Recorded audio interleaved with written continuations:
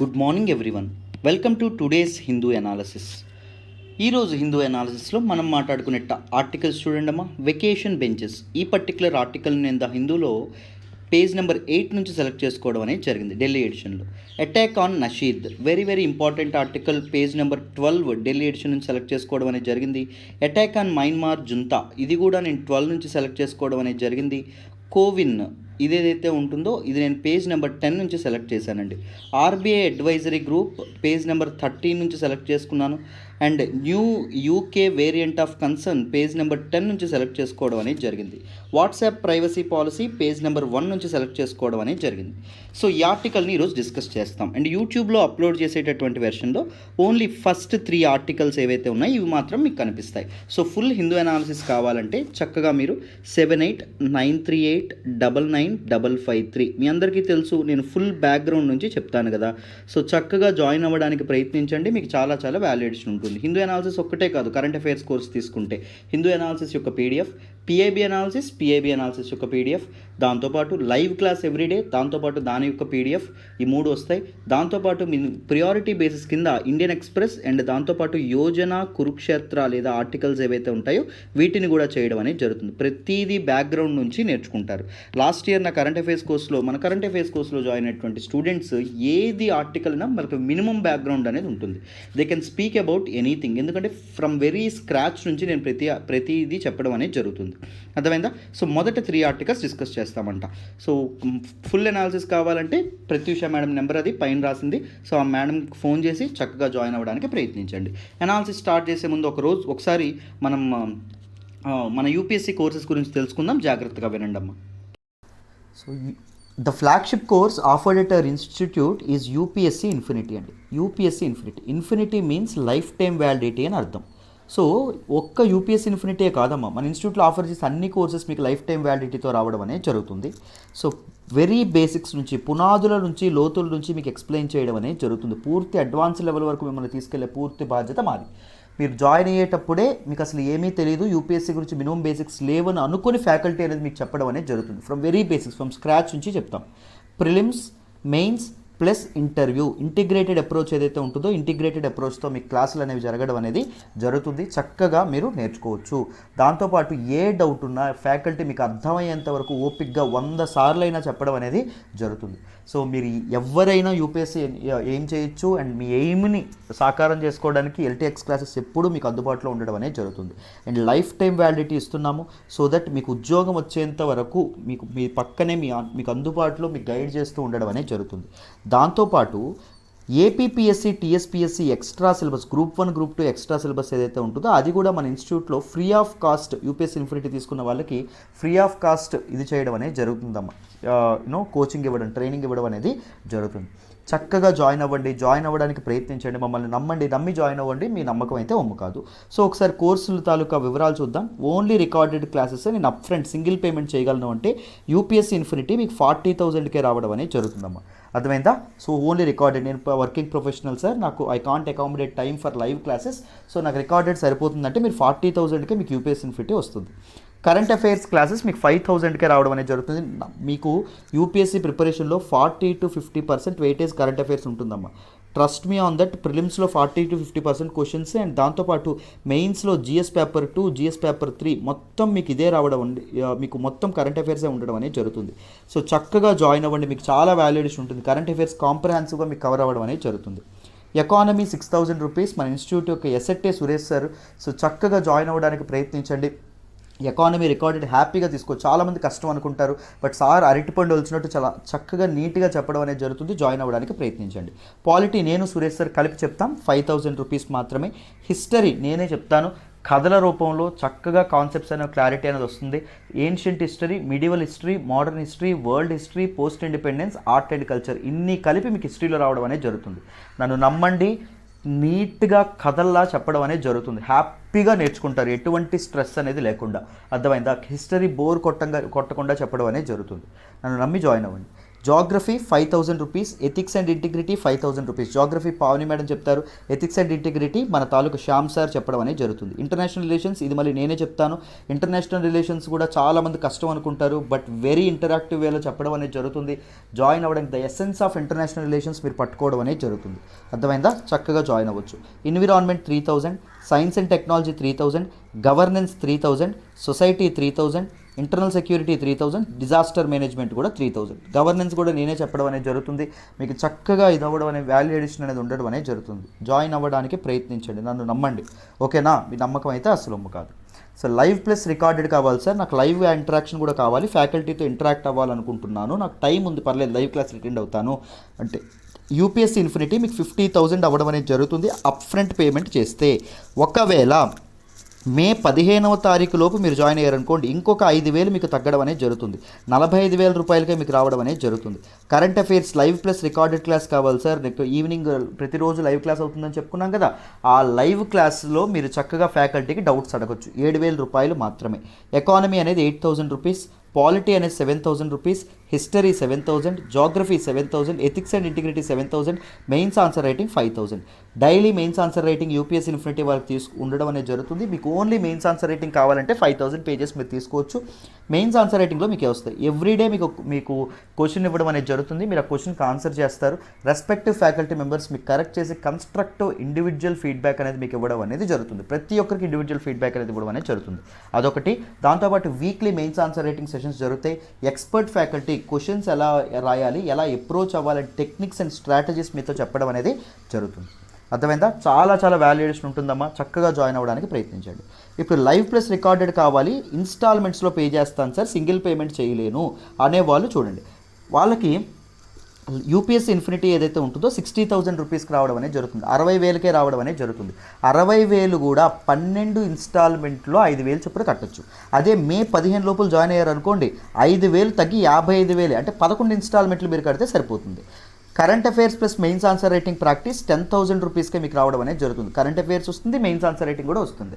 అర్థమైందా? So 10,000 rupees మీరు ఒకేసారి కట్టక్కర్లేదు, నెలకు 2,000 చొప్పున 5 ఇన్స్టాల్మెంట్లో కట్టొచ్చు. ఎకానమీ అనేది 10,000, polity 8,000, history 8,000, geography 8,000, ethics and integrity 8,000. History live క్లాసుల్లో అటెండ్ అవ్వాలి మన క్లాసులు అంటే చక్కగా జాయిన్ అవ్వండి, నేనే చెప్తాను, మీకు చాలా ఇది వాల్యూ ఎడిషన్ ఉండడం అనేది జరుగుతుంది. So current affairs, economy, history అనేవి మస్ట్ అండి మన ఇన్స్టిట్యూట్లో, అసెట్. అర్థమైందా? మీరు హ్యాపీగా తీసుకోవచ్చు, మీరు అస్సలు రిగ్రెట్ అవ్వరు. ఇన్నిసార్లు చెప్తున్నానంటే మీకోసమే చెప్తున్నాను. హిస్టరీలో అయితే ancient, medieval, modern, world, post independence, దాంతోపాటు ఆర్ట్ అండ్ కల్చర్, ఇన్ని కలిపి మీకు జస్ట్ చాలా తక్కువ కాస్ట్కి యూపీఎస్సీ లెవెల్లో నేర్చుకుంటారు. లైఫ్ టైం వ్యాలిడిటీతో వస్తున్నటువంటి కోర్సెస్. జాయిన్ అవ్వాలి అంటే ఇది ప్రత్యూష మేడం నెంబర్, చక్కగా ప్రత్యూష మేడం నెంబర్కి ఫోన్ చేసి 7893899553 ఈ నెంబర్కి ఫోన్ చేసి చక్కగా మీరు జాయిన్ అవ్వడానికి ప్రయత్నించండి. ఓకేనా? మమ్మల్ని నమ్మి జాయిన్ అవ్వండి అమ్మా, మీ నమ్మకం అయితే అస్సలు ఉమ్మైతే కాదు. ఓకేనా? ఇప్పుడు ఒక్కసారి కరెంట్ అఫైర్స్ కోర్స్ గురించి తెలుసుకుందాం. చూడండి అమ్మా, కరెంట్ అఫైర్స్ కోర్స్ కూడా మీకు లైఫ్ టైం వ్యాలిడిటీతో రావడం అనేది జరుగుతుంది. కరెంట్ అఫైర్స్ లైఫ్ టైం చెప్తాం ప్రతిరోజు అంటే ఆలోచించండి మీకు ఎంత తక్కువ కాస్ట్కి లైఫ్ టైం వ్యాలిడిటీ వస్తుందో. Daily analysis of the Hindu analysis, everyday the Hindu analysis and everyday Hindu analysis యొక్క హ్యాండ్ రిటర్న్ పీడిఎఫ్ కూడా ఇవ్వడం అనేది జరుగుతుంది. దాంతోపాటు daily current affairs live class plus PDF, everyday current affairs live class plus PDF and PIB analysis, దాంతోపాటు Indian express explained articles, దాంతోపాటు Yojana, Kurukshetra and other current affairs articles నేను ఎప్పుడు చేస్తూ ఉంటాను, అది మీ అందరికీ తెలుసు. ప్రతిదీ విత్ పీడిఎఫ్ మీకు చక్కగా రావడం అనేది జరుగుతుంది. లైఫ్ టైం వ్యాలిడిటీతో రావడం అనేది జరుగుతుంది. ఎవ్రీడే కరెంట్ అఫైర్స్ టెస్ట్ అనేది జరుగుతుంది. సో దట్ కరెంట్ అఫైర్స్లో మీ ప్రోగ్రెస్ అనేది మీరు ట్రాక్ చేసుకోవచ్చు. వీక్లీ రివిజన్ టెస్టులు కూడా మీకు జరగడం అనేది జరుగుతుంది. And complimentary access to UPSC mock టెస్ట్కి యాక్సెస్ అనేది లభిస్తుంది. టాపిక్ వైజ్ టెస్టులకి, గ్రాండ్ టెస్టులకి ఉపయోగించుకోండి. మమ్మల్ని నమ్మి జాయిన్ అవ్వండి, మీ నమ్మకం అయితే ఒమ్ము కాదు. Economic survey and budget analysis అనేది మన సురేష్ సారే చేస్తారు, అవి కూడా మీకు ఫ్రీ ఆఫ్ కాస్ట్ రావడం తీసుకోవడం అనేది జరుగుతుంది. మెయిన్స్ ఆన్సర్ రైటింగ్ ప్రాక్టీస్ ఏదైతే ఉంటుందో మెయిన్స్ ఆన్సర్ రైటింగ్ ప్రాక్టీస్కి కూడా ఫ్రీ యాక్సెస్ అనేది ఉంటుంది. 10,000 ప్లాన్లో మీకు రావడం అనేది జరుగుతుంది.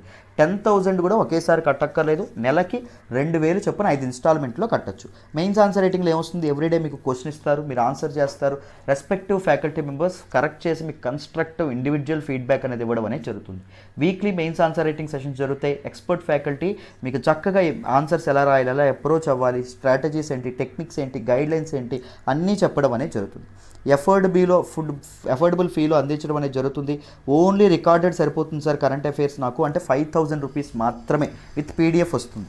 Live plus recorded up front, live కూడా కావాలి సార్ అంటే 7,000 రూపాయలమ్మ. Live plus recorded plus instalments అయితే 10,000 రూపాయలు. 10,000 రూపాయలు ఒకసారి కట్టక్కర్లేదు, నెలకి 2,000 చొప్పున 5 ఇన్స్టాల్మెంట్లో మీరు కట్టచ్చు. అర్థమైందా? ఆలోచించండి, వైజ్ డెసిషన్ అనేది తీసుకోండి. అర్థమైందా? చక్కనైనటువంటి డెసిషన్ తీసుకోండి. ఇప్పుడు మన హిందూ అనాలిసిస్లోకి వెళ్దాం, జాగ్రత్తగా వినండి. సో ఈరోజు హిందూ అనాలిసిస్లో మనం మాట్లాడుకునే మొదటి ఆర్టికల్ వచ్చేసి chief justice of India nominates 4 vacation benches.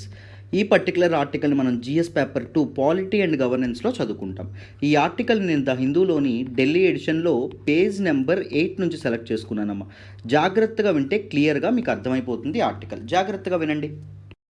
So మనకి ఈ ఆర్టికల్లో ఏం చెప్తున్నారు అంటే, మన chief justice of India NV Ramana గారు ఎవరైతే ఉంటారో ఈయన హీ నామినేటెడ్ 4 సెపరేట్ బెంచెస్ అండి. So separate benches in the Supreme Court. ఏంటండి, 4 సెపరేట్ వెకేషన్ బెంచెస్ ఏవైతే ఉన్నాయో వీటిని ఏర్పాటు చేయడం అనేది జరిగిందమ్మా. Vacation benches. So vacation benches అంటే ఏంటి అని చెప్పి చూద్దాం, జాగ్రత్తగా వినండి. సో మన సుప్రీంకోర్టు ఏదైతే ఉంటుందో సుప్రీంకోర్టు సంవత్సరానికి 2 సార్లు వెకేషన్స్ తీసుకుంటుంది, సెలవులు తీసుకుంటుంది. అంటే ఒక్కసారి మన సమ్మర్ ఏదైతే ఉంటుందో సమ్మర్లో అండ్ వింటర్ ఏదైతే ఉంటుందో వింటర్లో, ఈ 2 సార్లు మనకి వెకేషన్ తీసుకోవడం అనేది జరుగుతుందన్నమాట. అర్థమైందా? సో మరి ఈ సమ్మర్ అండ్ ఎప్పుడైతే ఇది చేసుకోవడం అనేది జరుగుతుందో, వెకేషన్ తీసుకోవడం అనేది జరుగుతుందో, వెకేషన్లో కొన్ని అర్జెంట్ కేసెస్, అంటే వెకేషన్ తీసుకున్నారు, సెలవులు తీసుకున్నారని చెప్పి అస్సలు ఆపరేషన్లో ఉండదని కాదు. Technically it will be in operation. అర్థమైందా? మామూలుగా సెలవులు తీసుకుంటారనమాట. సో ఆపరేషన్లో ఏం చేస్తారు, అర్జెంట్ కేసెస్ ఏవైతే ఉన్నాయో అర్జెంట్ కేసెస్ని మాత్రమే మన సుప్రీంకోర్టు ఏదైతే ఉంటుందో సుప్రీంకోర్టు చర్యలు విచారణ చేపట్టడం అనేది జరుగుతుంది.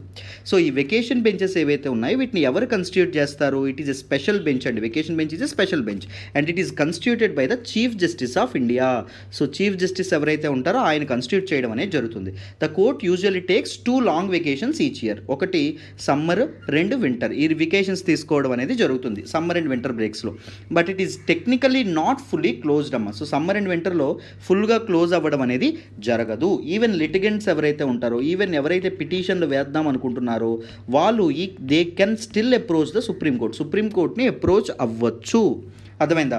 సో ఇఫ్ ద కోర్ట్ అనేది కన్విన్స్ అయింది అనుకోండి, నిజంగా ఇది చాలా చాలా అర్జెంట్ మ్యాటర్, దీని మీద అర్జెంటుగా డెసిషన్ తీసుకోవాలని అర్థమైంది అనుకోండి, అప్పుడు ఏం చేయడం అనేది జరుగుతుంది, వెకేషన్ బెంచ్, మన తాలూకా చీఫ్ జస్టిస్ ఆఫ్ ఇండియా ఏర్పాటు చేసినటువంటి వెకేషన్ బెంచ్ ఏదైతే ఉంటుందో అది కేసుతో ఒక విచారణ చేపట్టడం అనేది జరుగుతుందమ్మా. మామూలుగా అలా అవ్వడం అనేది జరుగుతుంది. సో అందుకోసం అని చెప్పి మన ఎన్వి రమణ గారు ఎవరైతే ఉన్నారో 4 వెకేషన్ బెంచెస్ ఆయన ఇది చేయడం అనేది జరిగింది. ఎందుకు అంటే ముఖ్యంగా కోవిడ్ మేనేజ్మెంట్కి రిలేటెడ్ ఇవేవైతే ఉంటాయి కేసులు ఏవైనా రావచ్చు.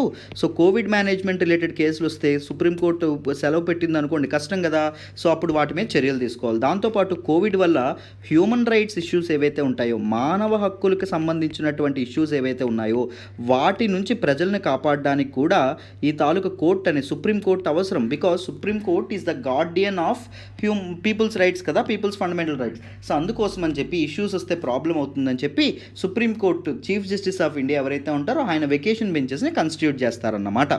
అర్థమైందా? So while there is no, ఇక్కడ అర్జెంట్ కేసెస్ అని చెప్పాను కదా, అర్జెంట్ మ్యాటర్స్ మీద చర్యలు తీసుకుంటుంది, విచారణ చేపడుతుందని చెప్పాను కదా, దీనికి డెఫినేషన్ ఏమైనా ఉందా సార్ ఏంటి అర్జెంట్ మ్యాటర్ అని డెఫినేషన్ ఏమైనా ఉందా అంటే లేదండి. సో కోర్ట్ అనేది నిర్ణయిస్తుంది సమయానుసారం, సందర్భానుసారం కోర్టు ఏది అర్జెంట్ మ్యాటర్, ఏది అర్జెంట్ మ్యాటర్ కాదు అని చెప్పి ఇదవ్వడం అనేది జరుగుతుందమ్మా. అర్థమైందా?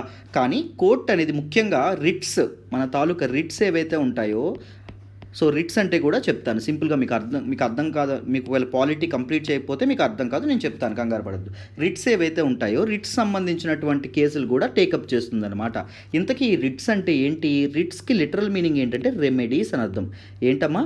రెమెడీస్ అని అర్థం అండి. సో ఏంటో చెప్తాను చూడండి. మనకి రాజ్యాంగంలో పార్ట్ 3 ఆఫ్ ద కాన్స్టిట్యూషన్ ఉంటుంది, థర్డ్ పార్ట్ ఉంటుంది. ఈ థర్డ్ పార్ట్లో ఏ ఆర్టికల్స్ ఉంటాయంటే ఆర్టికల్ 12 నుంచి 35 ఉండడం అనేది జరుగుతుంది. ఈ ఆర్టికల్ 12 నుంచి 35 ఆర్టికల్స్ ఏవైతే ఉన్నాయో వీటిని మనం ఫండమెంటల్ రైట్స్ అంటాం. అంటే ప్రాథమిక హక్కులు. ఒక తాలూకా కంట్రీ తమ తాలూకా సిటిజన్స్ ఏవైతే ఉంటాయో సిటిజన్స్కి కల్పించేటటువంటి ప్రాథమిక హక్కులు అని చెప్పి మనం పేర్కొనడం అనేది జరుగుతుంది. అర్థమైందా? సో వీటిని సేఫ్ గార్డ్ చేయాలి. మరి ఇప్పుడు హక్కులు కల్పించింది కదా, హక్కులు కల్పించినప్పుడు సేఫ్ గార్డ్ చేయడానికి కూడా ఒక మెకానిజం ఏదో ఒకటి ఉండాలి కదా.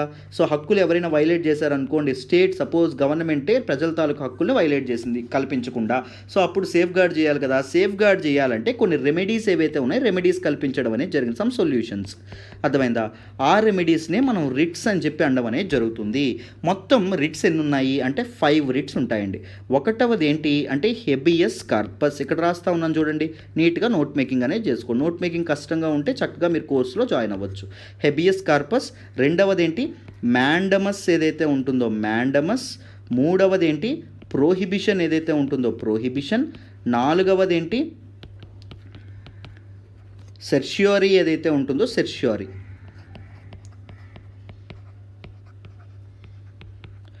ఐదవది ఏంటి? కోవారెంటో ఏదైతే ఉంటుందో కోవారెంటో. వీటి గురించి తెలుసుకుందాం, జాగ్రత్తగా వినండి. సో ఒక ఇంపార్టెంట్ ఆస్పెక్ట్, ఈ 5 రిట్స్ ఏవైతే ఉన్నాయో they are of Latin terms అండి. ఏ టర్మ్స్? ఇవి లాటిన్ టర్మ్స్లో ఉండడం అనేది జరిగింది. ఒక్కసారి కొద్దిగా మన తాలూకా ఇది స్టైలస్ అనేది కొద్దిగా అప్పుడప్పుడు పనిచేయట్లేదు, ఏమనుకోమాకండి, మీకు అర్థమవుతుందని అనుకుంటున్నాను. సో మొదటిది హెబియస్ కార్పస్ గురించి మాట్లాడదాం, జాగ్రత్తగా వినండి. హెబియస్ కార్పస్ అంటే లిటరల్ మీనింగ్ ఏంటి అంటే to have the body of. ఏంటండి? To have the body of. ఇది ఎప్పుడు కోర్ట్ అనేది ఇష్యూ చేస్తుంది? రిట్స్ అనేవి హైకోర్ట్ అండ్ సుప్రీంకోర్టు రెండు ఇష్యూ చేస్తాయి. ఎవరండి? బోత్ హైకోర్ట్స్ అండ్ సుప్రీంకోర్టు రెండు ఇష్యూ చేయడం అనేది జరుగుతుంది. హైకోర్టు ఈ రిట్స్ని ఇష్యూ చేయొచ్చు అని చెప్పేటటువంటి ఆర్టికల్ 32. సుప్రీంకోర్టు దాన్ని ఇష్యూ చేయొచ్చు అని చెప్పేటటువంటి ఆర్టికల్ 32. హైకోర్ట్స్ ఈ ఈ రిట్స్ని ఇష్యూ చేయొచ్చు అని చెప్పేటటువంటి ఆర్టికల్ ఏంటంటే ఆర్టికల్ 226 కింద రావడం అనేది జరుగుతుందన్నమాట. అర్థమైందా? సో మనం సుప్రీంకోర్టుకి డైరెక్ట్గా వెళ్ళొచ్చు, హైకోర్టుకి వెళ్ళకుండా. కానీ సుప్రీంకోర్టుకి వెళ్ళేటప్పుడు సుప్రీంకోర్టు ఏమడుతుంది? ఫస్ట్ క్వశ్చన్ ఏమడుతుంది అంటే నువ్వు హైకోర్టుకి ఎందుకు వెళ్ళలేదు అని అడుగుతుంది. ఎందుకు నువ్వు వెళ్తావు సుప్రీంకోర్టుకి కానీ హైకోర్టుకి కానీ? ఒకవేళ నీ ఫండమెంటల్ రైట్స్ ఏవైతే ఉంటాయో అవి వైలేట్ అయ్యాయి అని నువ్వు భావించినప్పుడు డైరెక్ట్గా రిట్స్ ఇష్యూ చేయమని చెప్పి నువ్వేం చేస్తావు? సుప్రీంకోర్టుకి కానీ లేకపోతే హైకోర్టు ఏదైతే ఉంటుందో హైకోర్టుకి కానీ వెళ్ళడం అనేది జరుగుతుంది. అర్థమైందా? సో ఎప్పుడైనా నీ ప్రాథమిక హక్కులు నువ్వు వైలేట్ అయ్యాయి, నువ్వు కోల్పోయావని నువ్వు భావిస్తే నువ్వు సుప్రీంకోర్టుకు కానీ హైకోర్టుకు కానీ వెళ్ళొచ్చు. సుప్రీంకోర్టుకు డైరెక్ట్గా కూడా వెళ్ళొచ్చు. వెళ్తే సుప్రీంకోర్టు ఏమడుతుంది? హైకోర్టుకి ఎందుకు వెళ్ళలేదబ్బా అని అడుగుతుంది. అర్థమైందా? ఇది గుర్తుపెట్టుకోండి. ఫస్ట్ రిట్ ఏంటి? మా కోర్టులు ఇష్యూ చేసేటటువంటిది హెబియస్ కార్పస్ ఏదైతే ఉంటుందో హెబియస్ కార్పస్. సో ఒకవేళ అన్లాఫుల్ డిటెన్షన్ అనేది జరిగింది అనుకోండి. సపోజ్ ఒక పర్సన్ ఉన్నారండి, ఒక పర్సన్ని జైల్లో పెట్టారు, అన్లాఫుల్గా జైల్లో పెట్టారు. పెట్టకూడదు, పాపం తప్పేం చేయలేదు కానీ జైల్లో పెట్టేశారు. పెట్టినప్పుడు అతని తాలూకా చుట్టాలు కానీ ఎవరు కానీ కోర్టును ఆశ్రయించి కోర్టుకు చెప్పొచ్చు. సో ఇలా నాకు అన్లాఫుల్గా మా చుట్టాలను పెట్టారండి, నా తమ్ముడో నా అక్కనో పెట్టారండి. సో దయచేసి మన తాలూకు ఇదేదైతే ఉంటుందో to have the body of habeas corpus ఏదైతే ఉంటుందో ఆ రిట్ ఇష్యూ చేయండి అంటారు. సో మన తాలూకా కోర్టు ఏం చేస్తుంది? ఈ తాలూకా జైలు యాజమాన్యానికి పోలీస్ స్టేషన్కి రిట్ అనేది ఇది చేయడం అనేది జరుగుతుంది. సో ఆ వ్యక్తి ఎవరైతే ఉన్నారో ఆ వ్యక్తిని నా ముందు ఇది చేయండి, హాజరుపరచండి అని చెప్తుంది. అప్పుడు మన తాలూకు కోర్టు నిర్ణయిస్తుంది నిజంగా లాఫుల్గా డిటైన్ చేశారా, అన్లాఫుల్గా డిటైన్ చేశారని. ఒకవేళ అన్లాఫుల్గా డిటైన్ చేశారో అర్జెంటుగా ఆయన రిలీజ్ చేయండి అని చెప్తే ఏం చేయాలి? మన తాలూకా వీళ్ళు ఎవరైతే ఉంటారో తప్పకుండా అథారిటీస్ అనేవి అర్జెంటుగా రిలీజ్ చేయాలి. అర్థమైందా? రెండవ రిట్ ఏంటి అంటే మ్యాండమస్. రెండవది ఏంటండి? మ్యాండమస్ అంటే ఏంటి? వీ కమాండ్ అని అర్థం. ఏంటమ్మా? వీ కమాండ్ అని అర్థం. సో ఎవరైనా పబ్లిక్ అథారిటీ ఏదైనా పని చేయలేకపోయారు అనుకోండి, సపోజ్ మీకు ఒక క్యాస్ట్ సర్టిఫికేట్ కావాలి. క్యాస్ట్ సర్టిఫికేట్ కోసం మీరు దగ్గరలో ఉన్నటువంటి ఒక ఇదేదైతే ఉంటుందో ఒక మన తాలూకా తహసీల్దార్ ఆఫీస్ ఏదైతే ఉంటుందో అక్కడికి వెళ్ళడం అనేది జరిగింది. కానీ ఏం జరిగింది, సో తహసీల్దార్ ఇవ్వనంటున్నాడు. అంటే ఆయన చేయాల్సినటువంటి పనిని ఆయన సమర్థవంతంగా నిర్వర్తించలేదు. అప్పుడు నువ్వు కోర్టుకెళ్ళి మ్యాండమస్ ఇష్యూ చేయండి ఆయన మీద అని చెప్తావు. ఆయన మ్యాండమస్ని ఇష్యూ చేయడం అనేది జరుగుతుంది. ఎవరు, సుప్రీంకోర్టు కానీ హైకోర్టు కానీ. అప్పుడు ఏం జరుగుతుంది, దాని ప్రకారం ఆ మ్యాండమస్ ప్రకారం ఆ కన్సర్న్డ్ అథారిటీ ఎవరైతే ఉన్నారో ఆయన విధిని ఆయన తప్పకుండా నెరవేర్చాలి అని అర్థమైందా? సో కానీ మ్యాండమస్ని మన తాలూకు ఇండియన్ ప్రెసిడెంట్ కానీ స్టేట్ గవర్నర్స్కి ఎగనెస్ట్గా ఇష్యూ చేయడం అనేది జరగకూడదు. అర్థమైందా? ఇదొకటి. నెక్స్ట్ ప్రోహిబిషన్ ఏదైతే ఉంటుందో, ప్రోహిబిషన్ అంటే మీనింగ్ ఏంటంటే టు ఫర్బిడ్. సపోజ్ ఏవైనా కొన్నిసార్లు తలెత్తాయి. ఇప్పుడు సపోజ్ సుప్రీంకోర్టు ఉంది, హైకోర్టు ఉంది. చూడండి, జాగ్రత్తగా వినండి. సుప్రీంకోర్టు ఉంది, హైకోర్టు ఉంది. సో దాని కింద చిన్న కోర్ట్స్ కూడా మనకి డిస్ట్రిక్ట్ మేజిస్ట్రేట్ కోర్ట్స్ ఏవైతే ఉంటాయి, ఇలాంటి చిన్న చిన్న కోర్ట్స్ అనేవి ఉండడం అనేది జరుగుతుంది కదా. డిస్ట్రిక్ట్ కోర్ట్స్ కానీ ఇవన్నీ ఉండడం అనేది జరుగుతుంది. సో డిస్ట్రిక్ట్ కోర్టు తన జ్యూరిస్డిక్షన్, తన పరిధిలోకి రానటువంటి కేసు ఏదైనా టేకప్ చేసింది అనుకోండి, విచారణ చేపడుతుంది అనుకోండి, అప్పుడు సుప్రీంకోర్టు అండ్ హైకోర్టు ఇంటర్వ్యూన్ అయి ప్రోహిబిట్ చేస్తాయి. నువ్వు ఆ విచారణ అనేది చేపట్టకూడదు అని ప్రోహిబిట్ చేయడం అనేది జరుగుతుంది. 4వది సెర్చ్యూరీ. చూడండి, 4వది ఏంటి, సెర్చ్యూరీ. సో సెర్చ్యూరీ అంటే ఏంటి, సింపుల్గా చెప్తాను చూడండి. అంటే టు బీ సర్టిఫైడ్ అని అర్థం. ఏంటంటే అసలైన meaning to be certified. This is cure అన్నమాట. దీని అర్థం ఏంటంటే చెప్తాను. ఇది పైది ప్రివెన్షన్ అయితే, సెర్చ్యూరీ ఏదైతే ఉంటుందో ఇది క్యూర్ అవ్వడం అనేది జరుగుతుంది. అంటే కోర్టు విచారణ జరిపేటప్పుడే, అంటే కోర్టు ఫైనల్ వెర్డిక్ట్ ఇవ్వక ముందు మన తాలూకా సుప్రీంకోర్టు హైకోర్టు ఏం చెప్తాయి, సో ఆ కోర్టు మీ పరిధిలోకి రాదు, సో ఆ కేసు మీ పరిధిలోకి రాదు, సో ప్లీజ్ ఆ కేసుని మీ తాలూకా దీనిలో టేకప్ చేయొద్దు అని చెప్తుంది. ప్రివెంట్ చేస్తుంది, ప్రోహిబిట్ చేస్తుంది. సెర్చ్యూరీ అంటే ఏంటి, సర్టిఫై చేస్తుంది. సపోజ్ ఒక చిన్న కోర్టు ఏదైతే ఉంటుందో, వాళ్ళకంటే చిన్న కోర్టు ఏదైతే ఉందో, లేకపోతే లోవర్ కోర్టు లేదా ట్రిబ్యునల్ అని చెప్పి అనడం అనేది జరుగుతుంది. ట్రైబ్యునల్ కానీ ఒకవేళ ఏదైనా తప్పు డెసిషన్ తీసుకోవడం అనేది జరిగింది అనుకోండి, వాళ్ళ పరిధిలోకి రాని వాటి గురించి డెసిషన్ తీసుకోవడం అనేది జరిగింది అనుకోండి, అప్పుడు ఆ ప్రాబ్లం ఏదైతే ఉంటుందో దాన్ని ఇది చేయడం అనేది జరుగుతుంది. సింపుల్గా చెప్పాలంటే వీళ్ళ వెర్డిక్ట్ ఏదైతే ఉంటుందో దాన్ని క్వాష్ చేస్తారు, అంటే దాన్ని కొట్టివేయడం అనేది జరుగుతుంది పై కోర్టు. అందుకు కోర్టుల మీద ఇష్యూ చేసేటటువంటి ఇదేంటి అంటే సెర్చ్యూరీ ఏదైతే ఉంటుందో సెర్చ్యూరీ. నెక్స్ట్ లాస్ట్ది ఏంటి అంటే కోవారెంటో. లాస్ట్ది ఏంటండి, 5వది కోవారెంటో ఏదైతే ఉంటుందో quo warranto. Very very important. Quo warranto అంటే by what authority or warrant అని అర్థం. సింపుల్గా చెప్పాలి అంటే ఒక పబ్లిక్ ఆఫీస్ని ఇది చేస్తున్నటువంటి వ్యక్తి ఎవరైతే ఉంటారో, ఒక పబ్లిక్ ఆఫీస్ని ఇది చేస్తున్నటువంటి అలంకరించినటువంటి పర్సన్ ఎవరైతే ఉన్నారో, అండర్ వాట్ అథారిటీ మీరు ఆ పబ్లిక్ ఆఫీస్ని హోల్డ్ చేస్తూ ఉన్నారు, మీకు ఆ క్వాలిఫికేషన్ లేదు కదా, మీకు ఆ తాలూకా ఇది లేదు కదా అని అడగడం అనేది జరుగుతుంది. ఒకవేళ ఆయన నిజంగా ఆయన తాలూకా ఎక్స్ప్లెనేషన్ కోర్టుకు చెప్పుకోవాల్సి ఉంటుంది. సో అందుకోసం నేను I'm eligible to hold this position అని చెప్పడం అనేది జరుగుతుంది. అర్థమైందా? ఒకవేళ మన తాలూకా ఇదేదైతే ఉంటుందో, ఒకవేళ కోర్టు అనేది కన్విన్స్ అయింది అనుకోండి, ఆ వ్యక్తి నిజంగా ఆ పొజిషన్ హోల్డ్ చేయాలని చెప్పి, అప్పుడు court okay go away, do your work, నువ్వు ఎంప్లాయ్మెంట్లో కొనసాగుతావు. లేకపోతే ఆయన ఏం చేస్తుంది, ఎంప్లాయ్మెంట్ నుంచి సస్పెండ్ చేయడం అనేది జరుగుతుంది అన్నమాట.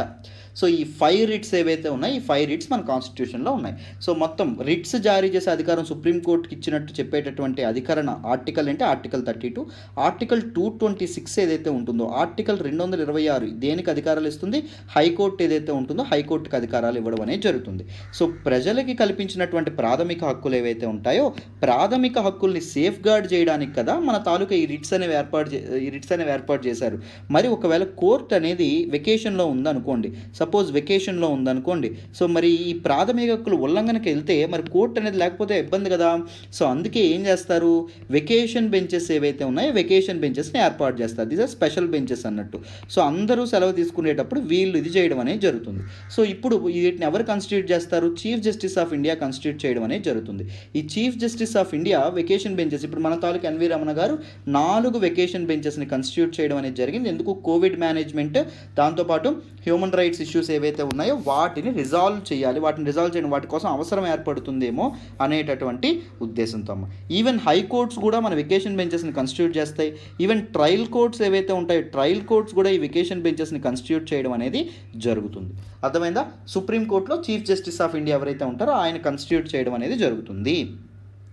ఐ హోప్ ప్రతి ఒక్కరికి ఈ పర్టికులర్ ఆర్టికల్ ఏదైతే ఉంటుందో ఇది అర్థమైందని అనుకుంటున్నాను. What are the types of writs? Writs are of a language అంటే అన్ని రిట్స్ లాటిన్ లాంగ్వేజ్కి సంబంధించినటువంటివి, జాగ్రత్తగా గుర్తుపెట్టుకోవాలి. అర్థమైందా? ఐ హోప్ ఈ ఆర్టికల్ అర్థమైందని అనుకుంటున్నాను. Let us move to the next article. ఈరోజు హిందూ అనాలిసిస్లో మనం మాట్లాడుకునే నెక్స్ట్ ఆర్టికల్ వచ్చేసి Nasheed critical remains in intensive care. Very very important article regarding GS paper 2 అండి. ఇంటర్నేషనల్ రిలేషన్స్లో మనం మాట్లాడుకుంటాం. జాగ్రత్తగా వినండమ్మా, ఈ ఆర్టికల్ని ఎక్స్ప్లెయిన్ చేస్తాను. ఈ ఆర్టికల్ నేను ద హిందూలోని ఢిల్లీ ఎడిషన్లో పేజ్ నెంబర్ 12 నుంచి సెలెక్ట్ చేసుకోవడం అనేది జరిగింది. జాగ్రత్తగా వినండమ్మా. సో ఏం లేదమ్మా, మనకి న్యూస్లోకి ఏమొచ్చింది అంటే మాల్దీవ్స్ యొక్క పార్లమెంట్ ఏదైతే ఉంటుందో పార్లమెంట్లో ప్రెజెంట్ స్పీకర్గా పనిచేస్తున్నటువంటి వ్యక్తి, దాంతోపాటు మాల్దీవ్స్కి ఫస్ట్ డెమోక్రటికలీ ఎలక్టెడ్ ప్రెసిడెంట్ అయినటువంటి, ప్రజాస్వామ్యబద్ధంగా సో ఆటోక్రటిక్ రూల్ 2008 వరకు కొనసాగింది. 2008లో ఈయన డెమోక్రటికల్లీ ఎలక్టెడ్ ప్రెసిడెంట్ అవ్వడం అనేది జరుగుతుంది. సో డెమోక్రటికలీ ఎలక్టెడ్ ప్రెసిడెంట్ ఎవరైతే ఉన్నారో ఆయన పేరేంటి అంటే మహమ్మద్ నషీద్. ఆయన పేరేంటండి? మహమ్మద్ నషీద్. సో ఈయన మీద మాల్దీవ్స్లో అటాక్ అనేది జరగడం అనేది జరిగింది. సో మల్టిపుల్ ఇంజురీస్తో ఈయన మొత్తానికి బతికి బట్టకట్టడం అనేది జరిగిందమ్మా. అర్థమైందా? సో మన మాల్దీవ్స్ పోలీసులు ఎవరైతే ఉన్నారో వాళ్ళు ఏమంటారు అంటే this is an act of టెర్రరిస్టులు చేసినటువంటి ఒక యాక్ట్ అని చెప్పి వీళ్ళు అనడం అనేది జరుగుతుందండి. సో మాల్దీవ్స్ ఏదైతే ఉంటుందో మాల్దీవ్స్ ఎప్పుడు ఒక రెగ్యులర్ పొలిటికల్ టర్మాయిల్ ఏదైతే ఉంటుందో పొలిటికల్ క్రైసిస్లోనే ఉండడం అనేది జరుగుతుంది. సో వీటిని ఇన్ఫాంట్ డెమోక్రసీస్ అంటాం. సో ఇవి అంత మెచ్యూర్ డెమోక్రసీస్ కాదు. సో అందువల్ల ఎప్పుడు పడితే అప్పుడు క్రైసిస్ అనేది ఏర్పడడం అనేది జరుగుతుంది. సో మన ఇండియాలో ఎందుకు ఆ పొలిటికల్ క్రైసిస్ కానీ ఆ తాలూకు ఇది కానీ ఉండదు? Because our constitution make sure our country should be stable with many bottlenecks. ఎన్ని ఛాలెంజెస్ వచ్చినా సో కంట్రీ అనేది స్టేబుల్గా ఉండడానికి కారణం ఏంటి అంటే మన రాజ్యాంగం ఏదైతే ఉంటుందో మన రాజ్యాంగం. సో ఇవి ఇన్ఫాంట్ డెమోక్రసీస్ అవ్వడం వల్ల, ఇవి న్యూ డెమోక్రసీస్ అవ్వడం వల్ల ఒక పొలిటికల్ క్రైసిస్ ఏదైతే ఉంటుందో అది ఎప్పుడూ ఉండడం అనేది జరుగుతుంది. అయితే మన మహమ్మద్ నషీద్ దగ్గరికి వద్దాం. ఈయన ఎవరైతే ఉన్నారో హీఈస్ 2008లో ఆయన ఫస్ట్ డెమోక్రటికలీ ఎలక్టెడ్ ప్రెసిడెంట్గా అవ్వడం అనేది జరిగింది. అర్థమైందా? So after 30 years of autocratic rule, so 30 ఏళ్ళు సో రాచరిక వ్యవస్థ ఏదైతే ఉంటుందో నియంతృత్వ పాలన ఏదైతే ఉంటుందో జరిగింది. దాని తర్వాత ఏం జరిగింది? మన తాలూకా డెమోక్రసీ అనేది ఎస్టాబ్లిష్ అవ్వడం అనేది జరిగిందండి. దాంతోపాటు he is a former amnesty international prisoner of conscience. చూడండి ఏం చెప్పాం? ఆమ్నెస్టీ ఇంటర్నేషనల్ అంటే ఏంటి అంటే హ్యూమన్ రైట్స్ కోసం పాటుపడేటటువంటి ఒక ఎన్జిఓ, ఒక సంస్థ. అర్థమైందా? సో ఆమ్నెస్టీ ఇంటర్నేషనల్ కొంతమంది ప్రిజనర్ ఆఫ్ కన్సైన్స్గా ఇది చేయడం అనేది జరుగుతుంది. ప్రిజనర్ ఆఫ్ కన్సైన్స్ అంటే ఏంటి సార్? చాలా చాలా ఇంపార్టెంట్.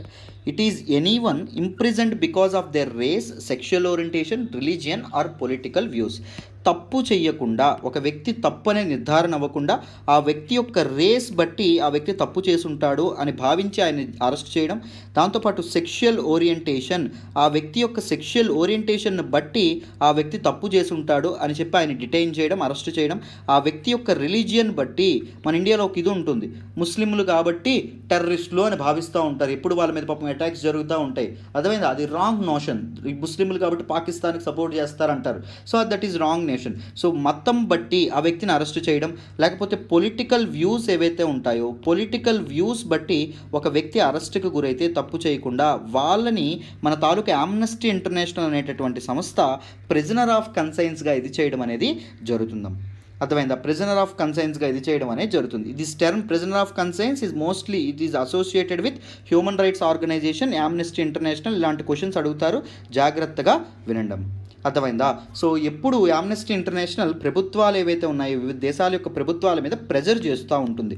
ఏమని? ఈ ప్రిజనర్స్ ఆఫ్ కన్సైన్స్ ఎవరైతే ఉన్నారో వీళ్ళని విడుదల చేయండి, వీళ్ళని అక్రమంగా అరెస్టు చేయడం అనేది జరిగింది, వీళ్ళు జైల్లో ఉండడానికి వీల్లేదు అని చెప్పడం అనేది జరిగింది. రీసెంట్గా మనం గమనిస్తే మన ఇండియాలో ఇరామ్ షర్మిలా చాను ఎవరైతే ఉంటారో, ఇరామ్ షర్మిలా చాను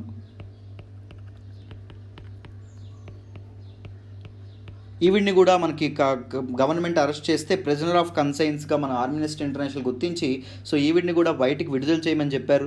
అండ్ మన తాలూకా మయన్మార్ యొక్క ప్రెసిడెంట్ ఇప్పుడు డిటెన్షన్లో ఉన్నారు. మన తాలూకా ఇదేదైతే ఉంటుందో ఆర్మీ డిటైన్ చేసిందని చెప్పాం కదా. సూచి ఎవరైతే ఉన్నారో సూచి, ఈవిడికి నోబెల్ పీస్ ప్రైజ్ కూడా రావడం అనేది జరిగింది. Head of national league for democracy in Myanmar. So రీసెంట్గా గెలిచిన తర్వాత కూడా మయన్మార్ యొక్క జుంతా మిలిటరీ వాళ్ళు ఎవరైతే ఉన్నారో ఈవిడిని అరెస్ట్ చేసేసి ఏం చేశారు, ఇప్పుడు అధికారాన్ని వాళ్ళు అనుభవించడం అనేది జరుగుతుంది. వీళ్ళిద్దరిని కూడా మన తాలూకా ఆమ్నెస్టీ ఇంటర్నేషనల్ ప్రిజనర్స్ ఆఫ్ కన్సైన్స్గా ఇది చేయడం అనేది జరిగింది. సో మన తాలూకా మహమ్మద్ నషీద్ ఎవరైతే ఉన్నారో ఈయన్ని కూడా ప్రిజనర్ ఆఫ్ కన్సైన్స్గా ఆమ్నెస్టీ ఇంటర్నేషనల్ ఏదైతే ఉంటుందో ఆమ్నెస్టీ ఇంటర్నేషనల్ గుర్తించడం అనేది జరిగిందండి. ఎందుకు అంటే మన తాలూకా మాల్దీవ్స్ గవర్నమెంట్ ఏదైతే ఉంటుందో ఈయన 13 సంవత్సరాల పాటు జైలు శిక్ష విధించడం అనేది జరిగింది. He was sentenced to 13 years of jail, 13 years of prison on terrorism charges. So terrorism అనే దానికి సపోర్ట్ చేస్తూ ఉన్నాడు ఈయనని చెప్పి ఏం చేశారు, ఒక పొలిటికల్ వ్యూతో ఈయన అరెస్ట్ చేయడం అనేది జరిగింది. తర్వాత డిటైన్ చేశారు అనుకోండి, అర్థమైందా? ఎప్పుడు అరెస్ట్ చేశారు, 2015లో అరెస్ట్ చేశారు, 13 ఏళ్ళు జైలు శిక్ష విధించారు. కానీ తర్వాత ఈ తాలూకు human rights groups and pressure groups యొక్క ఇదే చలవ ఏదైతే ఉంటుందో దానివల్ల ఈయన బయటికి కూడా రావడం అనేది జరిగిందమ్మ. అర్థమైందా? సో మాల్దీవ్స్ గవర్నమెంట్ ఏదైతే ఉంటుందో మాల్దీవ్స్ గవర్నమెంట్ మామూలుగా వెరీ పీస్ లవింగ్ నేషన్ అండి. చక్కగా ఒక మంచి టూరిస్ట్ ప్లేస్ చక్కగా ఉండడం అనేది జరుగుతుంది. అండ్ దాంతోపాటు ఎక్స్ట్రీమిజం ఏదైతే ఉంటుందో ఎక్స్ట్రీమిజంని బాగా అణిచివేయడంలో ఈ మధ్య బాగా సక్సెస్ అయింది. అండ్ దాంతోపాటు ప్రీచింగ్ ఏదైతే ఉంటుందో ఈవెన్ ప్రీచింగ్స్ ఎక్స్ట్రీమిస్ట్ ఇవేవైతే ఉంటాయో సభలు ఏవైతే ఉంటాయో వాటిని కూడా బాగా రెగ్యులేట్ చేయడం అనేది జరిగింది. కానీ అప్పుడప్పుడు ఇలాంటి టెర్రరిస్ట్ అటాక్స్ అనేవి జరుగుతున్నాయి. ఫర్ ఎగ్జాంపుల్ మనం చూసుకుంటే 2007లో ఏం జరిగింది, మాలే ఏదైతే ఉంటుందో మాల్దీవ్స్ యొక్క రాజధాని అయినటువంటి మాలేలో ఫారెన్ టూరిస్ట్ ఎవరైతే ఉంటారో ఫారెన్ టూరిస్ట్ మీద అటాక్ కూడా జరగడం అనేది జరిగింది. అర్థమైందా? సో ఇలా డిఫరెంట్ ఇవేవైతే ఉన్నాయో ఇలా డిఫరెంట్గా అప్పుడప్పుడు అటాక్స్ అనేవి జరగడం అనేది జరుగుతుంది. ఈవెన్ 2020లో కూడా ఒక అటాక్ జరిగిందని చెప్పి మన తాలూకా మాల్దీవ్స్ గవర్నమెంట్ ఏదైతే ఉంటుందో అది చెప్పడం అనేది జరుగుతుంది. సో ఎప్పుడూ ఒక పొలిటికల్ టర్మాయిల్లో ఉంది. బట్ మాల్దీవ్స్ అనే చిన్న ఆర్కిపెలగో అయినప్పటికీ దీని తాలూకా స్ట్రాటజిక్ లొకేషన్ వల్ల చాలా కంట్రీస్ యొక్క ఫోకస్ అనేది దీని మీద ఉండడం అనేది జరిగింది. ఎందుకు, ప్రజెంట్ వరల్డ్ ఆర్డర్ అనేది ఇండో పసిఫిక్ రీజియన్ వైపు ఒరగడం అనేది జరుగుతుంది, ఇటువైపు రావడం అనేది జరుగుతుంది. సో ఇండో పసిఫిక్ రీజియన్లో ఉన్నటువంటి ఒక ఇంపార్టెంట్ సెంటర్ ఏంటి అంటే మాల్దీవ్స్. అర్థమైందా? సో మాల్దీవ్స్ మీద మామూలుగా ఇండియా మాల్దీవ్స్ ఎక్కువ ఫ్రెండ్షిప్ చేయాలనుకుంటుంది. అఫ్కోర్స్ ఇండియా మాల్దీవ్స్ మధ్య ఫ్రెండ్షిప్ కూడా మారుతున్నటువంటి వీళ్ళు ఎవరైతే ఉంటారో వాళ్ళ బట్టి ఎప్పుడు ఇదవుతూ ఉండడం అనేది జరుగుతుంది. ఇప్పుడు మాల్దీవ్స్ ప్రెసిడెంట్ అయినటువంటి సోలే ఎవరైతే ఉన్నారో ఈయన ఇండియాకి చాలా సపోర్ట్, ఈజ్ ఎగెనెస్ట్ చైనా. దాని అంతకు ముందు ఉన్నటువంటి లీడర్ ఎవరైతే ఉన్నారో ప్రెసిడెంట్ ఎవరైతే ఉన్నారో వాళ్ళు ఇండియా ఏదైతే ఉంటుందో ఇండియా కంప్లీట్గా వేరుగా ఉండడం అనేది జరిగింది. అర్థమైందా? ఇండియా కంప్లీట్గా ఎగెనెస్ట్గా ఉండడం అనేది జరిగింది.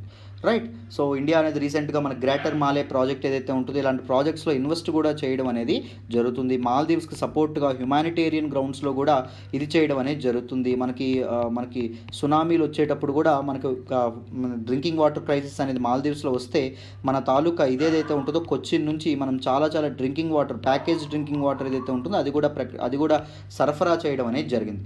ఈవెన్ మనకి మిషన్ సాగర్ ఏదైతే ఉంటుందో ఆపరేషన్ సాగర్ ఏదైతే ఉంటుందో లేకపోతే ఆపరేషన్ సముద్ర సేతు ఏదైతే ఉంటుందో దాని ద్వారా మాల్దీవ్స్లో చిక్కున్నటువంటి చాలామంది మన ఇండియన్స్ మనం ఈ మధ్య రీపాట్రియేట్ చేసాం. అందులో మాల్దీవ్స్ గవర్నమెంట్ కూడా మనకు చాలా హెల్ప్ చేయడం అనేది జరిగింది. మాల్దీవ్స్ అనేది వెరీ ఇంపార్టెంట్ ప్లేస్లో ఉండడం అనేది జరుగుతుంది. అందుకే బోత్ చైనా అండ్ దాంతోపాటు ఇండియా రెండు దాని మీద హోల్డ్ తెచ్చుకోవడానికి దాని మీద సాఫ్ట్ పవర్ ఏదైతే ఉంటుందో సాఫ్ట్ పవర్ తెచ్చుకోవడానికి డిప్లొమాటిక్ పవర్ అనేది తెచ్చుకోవడానికి చాలా కష్టపడతాయి అన్నమాట. అర్థమైందా? సో మాల్దీవ్స్ అనేది చాలా ఇంపార్టెంట్. ఇప్పుడు ఈ అటాక్ బట్టి మరి ఏం జరుగుతుందో చూడాలి. మాల్దీవ్స్ గవర్నమెంట్ ఏదైతే ఉంటుందో అది ఎలా రియాక్ట్ అవుతుందా అని చెప్పి మనం వెయిట్ చేయాల్సిందే. సో ఇది మనకి న్యూస్లోకి రావడం అనేది జరిగింది. ఐ హోప్ ప్రతి ఒక్కరికి ఈ ఆర్టికల్ కూడా అర్థమైందనే అనుకుంటున్నాను. Let us move to the next article అమ్మ. సో ఈరోజు హిందూ అనాలిసిస్లో మనం మాట్లాడుకునే నెక్స్ట్ ఆర్టికల్ వచ్చేసి Myanmar's current insurgents burn another government outpost. Very important article regarding GS paper 2 international రిలేషన్స్లో మనం మాట్లాడుకుంటాం. ఈ ఆర్టికల్ని నేను ద హిందూలోని ఢిల్లీ ఎడిషన్లో పేజ్ నెంబర్ 12 నుంచి సెలెక్ట్ చేసుకోవడం అనేది జరిగిందమ్మా. డీటెయిల్డ్గా ఈ ఆర్టికల్ గురించి మాట్లాడదాం, జాగ్రత్తగా వినండి. ఈ ఆర్టికల్ అర్థం కావాలంటే మీకు కొంత బ్యాక్గ్రౌండ్ అనేది అర్థం కావాలి. ఆ బ్యాక్గ్రౌండ్ ఏంటి అంటే మయన్మార్స్ పొలిటికల్ కూ ఏదైతే ఉంటుందో దాని గురించి మీకు తెలియాలి. దాని గురించి నేను ఇక్కడ టూకీగా చెప్తాను, కానీ ఫుల్గా ప్రతిదీ దాని గురించి తెలుసుకోవాలని మీకు అనిపిస్తే సో మన బర్నింగ్ ఇష్యూస్ ప్లేలిస్ట్ ఏదైతే ఉంటుందో, లేకపోతే సింపుల్గా మన సెర్చ్ బాక్స్లో మయన్మార్ పొలిటికల్కు ఎల్టీఎక్స్ క్లాసెస్ అని కొట్టండి, అర్థమైంది, లేకపోతే Myanmar political crisis LTX classes అని కొట్టండి, మీకు ఈజీగా వీడియో అనేది వస్తుంది ఫస్ట్ సెర్చ్ బాక్స్లోనే. సో చక్కగా దాని ఒకసారి చూడండి, అర్థమైందా. సో ఇక్కడ టూకీగా చెప్తాను చూడండి, Myanmar political crisis. So Myanmar ఏదైతే ఉందో, మయన్మార్ మీ అందరికీ తెలుసు, we share land border with మయన్మార్తో మనం ల్యాండ్ బార్డర్ అనేది షేర్ చేసుకుంటాం. ఒకప్పుడు మయన్మార్ని బర్మా అనేవాళ్ళు, కానీ మన తాలూకా మిలిటరీ గవర్నమెంట్ ఏదైతే ఉంటుందో, మిలిటరీ గవర్నమెంట్ బర్మా అనేటటువంటి పేరు తీసి మయన్మార్ ఏదైతే ఉంటుందో మయన్మార్గా పేరు పెట్టడం అనేది జరిగింది. దాంతోపాటు ఒకప్పుడు క్యాపిటల్ రంగూన్గా ఉండేది, రంగూన్ నుంచి తేపీడాకి మార్చడం అనేది జరిగింది, అర్థమైందా. ఎవరు మన తాలూకా వీళ్ళు ఎవరైతే ఉంటారో, మిలిటరీ వాళ్ళు ఎవరైతే ఉంటారో మిలిటరీ వాళ్ళు. So military power, military dominance, మామూలుగా గవర్నమెంట్ మీద మిలిటరీ డామినెన్స్ ఉన్నటువంటి కంట్రీస్ అనేవి మన రీజియన్లో 2 ఉంటాయి, అర్థమైందా. సౌత్ ఏషియాలో 2 ఉంటాయి. ఒకటి ఏంటమ్మా అంటే పాకిస్తాన్, రెండవది ఏంటమ్మా అంటే మయన్మార్. సో ఇక్కడ మిలిటరీ పవర్ అనేది చాలా ఎక్కువగా ఉండడం అనేది జరుగుతుంది.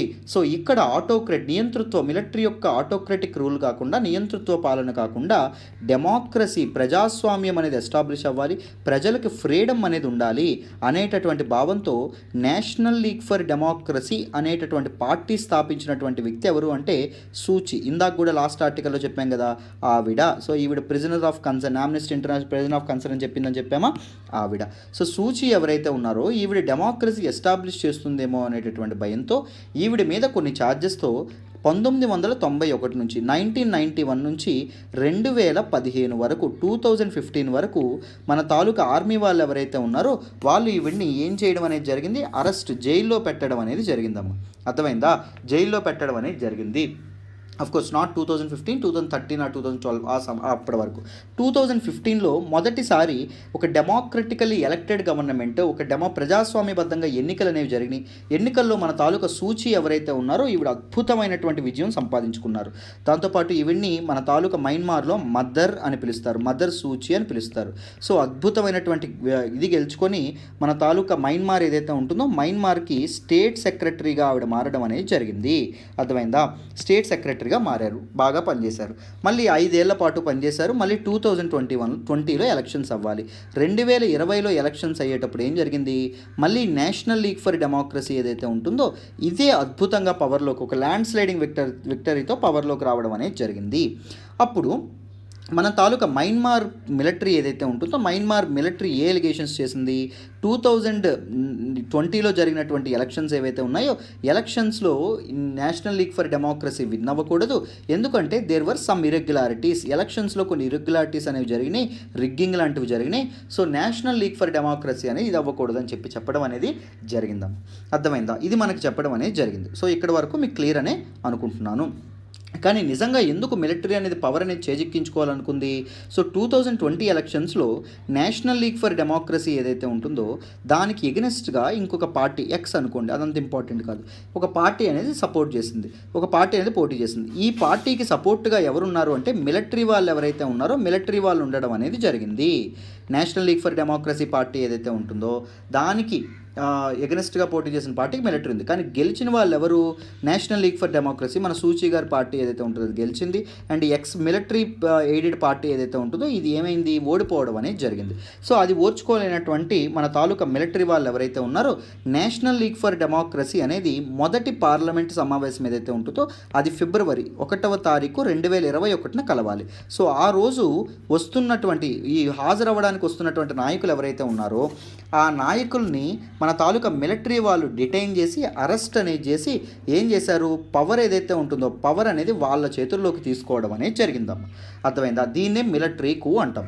సో డెమోక్రసీ, పీపుల్ ఇచ్చినటువంటి మ్యాండేట్ ఏదైతే ఉంటుందో, ప్రజలు ఇచ్చినటువంటి తీర్పు ఏదైతే ఉంటుందో తీర్పుని అండర్మైన్ చేస్తూ మిలిటరీ ఏదైతే ఈ చర్య అనేది తీసుకుందో దానివల్ల సో వరల్డ్స్ ఎర్లియస్ట్ డెమోక్రసీ అయినటువంటి యూఎస్ఏ కానీ, వరల్డ్స్ ప్రామినెంట్ డెమోక్రసీ అయినటువంటి యూరోపియన్ యూనియన్ యూకే కానీ మన తాలూకా వీళ్ళు ఎవరైతే ఉన్నారో మన తాలూకా మయన్మార్ ఏదైతే ఉంటుందో వాళ్ళ మీద శాంక్షన్స్ విధించడం, ఆంక్షలు విధించడం అనేది జరిగింది.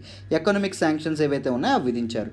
సో వాళ్ళు ఏం చేశారు, డెమోక్రసీ అనేది అర్జెంటుగా మయన్మార్లో ప్రివైల్ చేయండి అని చెప్పడం అనేది జరిగింది, అర్థమైందా.